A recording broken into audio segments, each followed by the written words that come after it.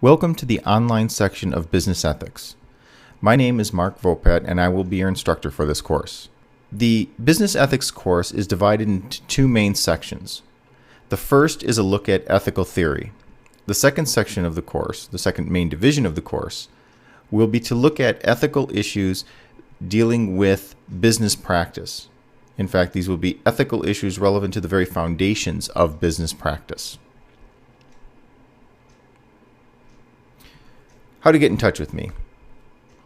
There are a number of ways you can get in touch with me during this course. If this is a summer course, a summer section, my online office hours will be the best way to talk directly with me. Generally speaking, in summers, I am not on the YSU campus.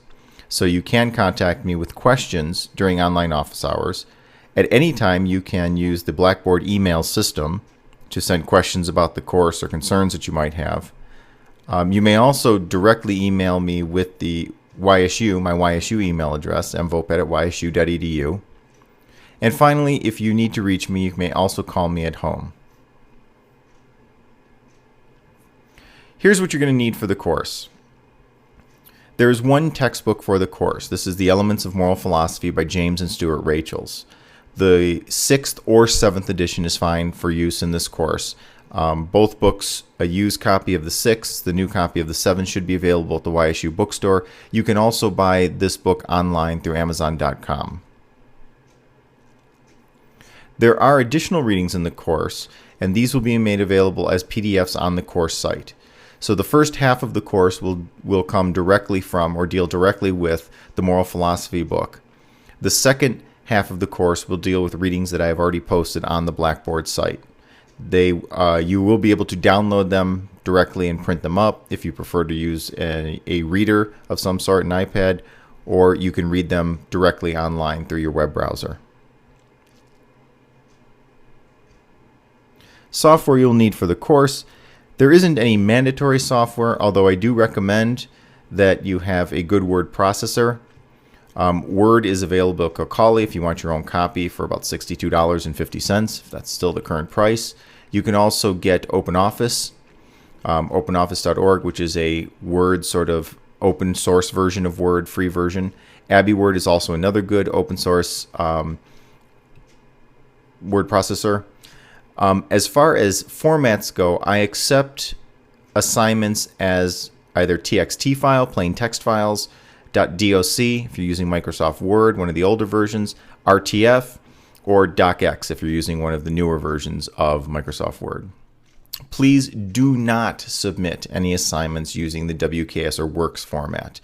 I'm not able to open those. If you are using Microsoft Works to type assignments, please make sure you save it out as a plain text or a rich text document. Now, recommended software. Aside from word processing software for the one assignment that you'll be doing for the course, I do recommend that you use either the Firefox, Safari, or Chrome browser when viewing the Blackboard site. I take advantage of QuickTime Movies. The video lectures are QuickTime Movies, so you will also want to make sure that you have the latest version of QuickTime.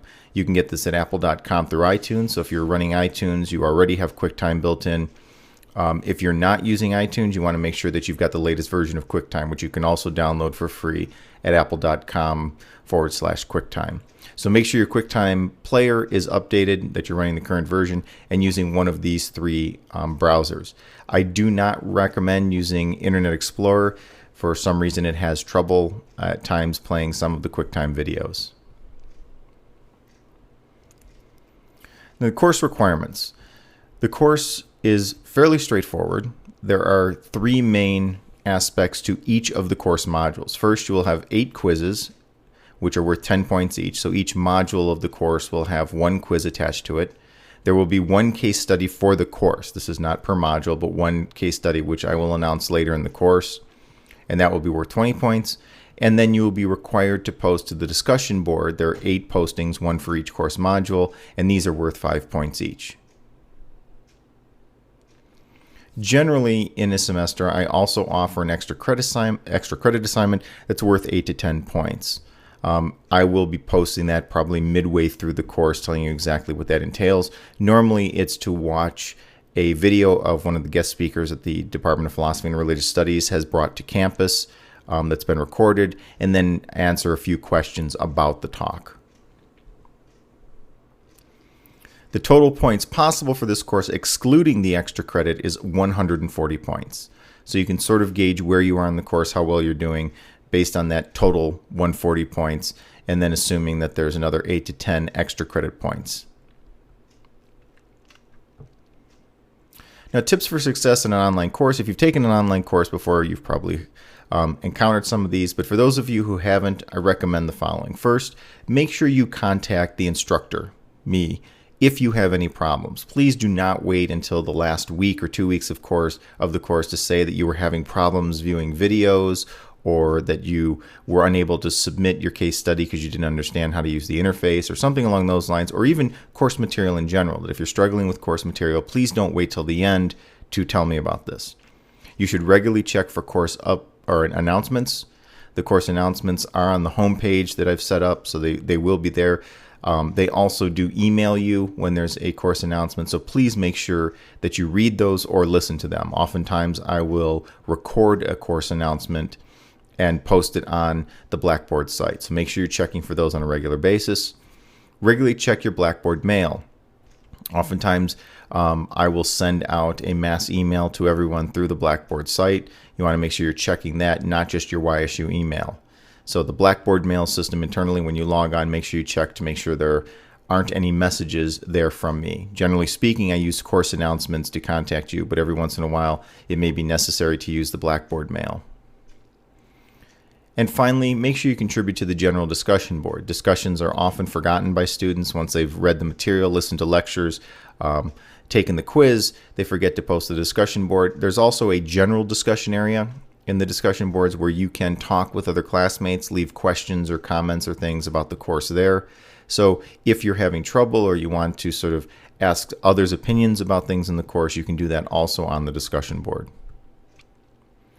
Now I want to give you a quick tour of the Blackboard course. It will look something like this when you get to it, the course homepage. And I want to walk you through some of the different parts of the modules that you'll be doing in the business ethics course. When you come to your Blackboard, when you log into your Blackboard course, it should look something like this. This is the course homepage, should be the first page you see. Here are the course announcement sections of Blackboard. So there's the My Announcements, My Calendar, if anything's posted to the calendar. You can also have the report card set up here so you can see how you're doing in the course, and your course's quick view. If you're taking any other online courses, these will show up here. Now when you first come into the course, as you probably know because you're already, this video will be in the Start Here section. The Start Here section contains all the information about the course. So you've got links to help at YSU, the YSU homepage, the different schools, colleges, financial aid, and so forth. Some information on how to navigate the course, walk through a Blackboard course, some software, common software needed, as I've already mentioned in this intro. Policies on distance learning, netiquette, timelines, participating group discussions, and so forth. I've also included some of the syllabus information here about the textbook and things that I've already gone over. And my grading policy. Again, this is also the basic points and what those points translate into. So all of this can be found on the course Start Here page. Here you'll find your syllabus if you click on the links at the left. Now if you don't see this link, as you notice, here's the syllabus for you to download. Sometimes when you start your course, the course menu will be hidden. If that's the case, this little arrow here will allow you to pop open and see the course links on the left-hand side. So you've got your Start Here, which gives you just the general overview, which includes this video, the syllabus here for you to download and print up, and probably the most important section are the course modules. Now each of these modules correspond to a selected set of readings, either from the textbook or the ones that I've provided online. Now as you work through the course, as I've already sent a course checklist to you, starting with Module 1, you'll see here that there are some learning objectives. There may or may not be a content overview, that is to say a short audio description of what's being covered in this particular section. And then you'll see here the audio or video lectures will follow. So generally speaking, when you look at the learning objectives, this will give you information what you should be covering. So you see here, Chapter 1, what is morality, the first 13 pages in the Rachel's book. Watch the video, post the discussion board, and take the quiz. So again, if there is a content overview here, there will be a little audio introduction to the material. You can watch the lecture by simply clicking. And this can be expanded. So if you want it bigger or smaller. You can also download the movie if you'd like to watch it offline. There's a module discussion. So the first discussion you see here will immediately take you to the discussion board where you can respond to the question that I've posed here on the discussion section. And then you can jump back to the modules. And there's also a quiz section here. Now, once you click on a quiz, it's very important to remember that once you start a quiz, you cannot go back and finish it later. The quizzes are timed at 30 minutes. You have 30 minutes to do each of the quizzes. They're anywhere between 8 and 10 questions.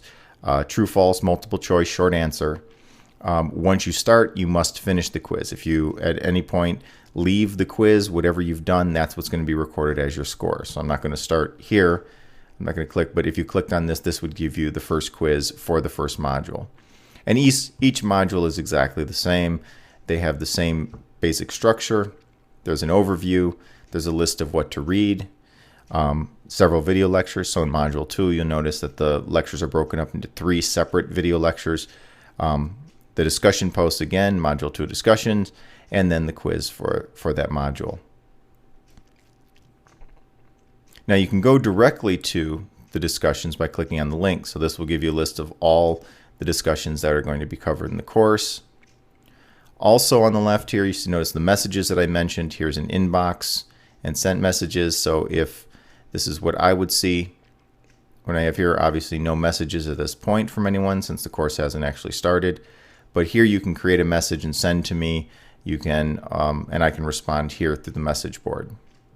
And there's tools and help on the side also. So that's basically all you really need to know. As I mentioned, this is going to be the section you're going to spend the most time in, is the module section where week by week you'll be going in here to get your readings.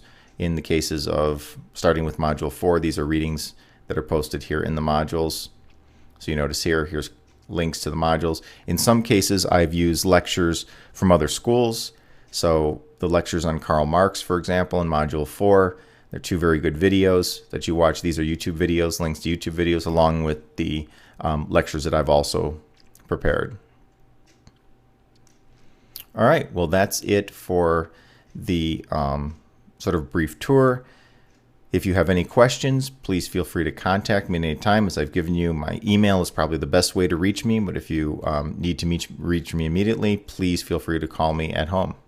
All right, I hope you have a good course and look forward to working with you throughout the semester.